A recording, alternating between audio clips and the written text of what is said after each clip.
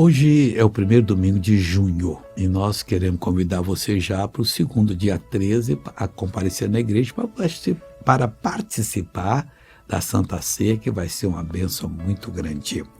O Salmo 96, versículo 9 diz assim: adorai ao Senhor na beleza da santidade dele. Mas missionário, eu não sei o que é santidade. Você tem que começar a adorar. Eu quero a tua santidade em mim. Eu quero ter um nojo para as coisas pecaminosas. Eu quero respirar a santidade. Eu quero fazer a tua vontade.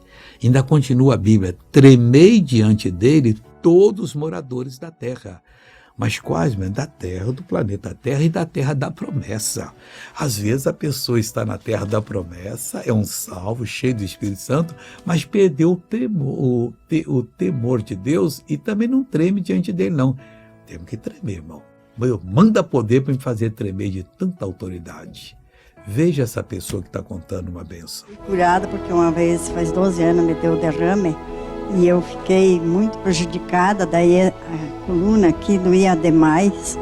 E agora eu senti que estralou, parece que esquentou e não está mais doendo. Já pode mexer o pescoço? Posso.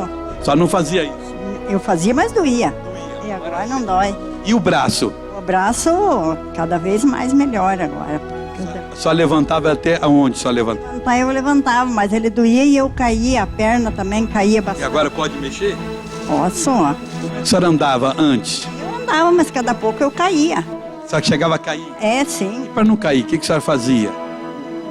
Só que eu me jogasse no chão de uma vez, pois ela não me segurava. Segurava? Não, agora não tá nada. Agora eu quero orar com você. Pai, estenda as tuas mãos para abençoar a todos. Eu repreendo todo o mal e mando que saia em nome de Jesus. E você diz amém.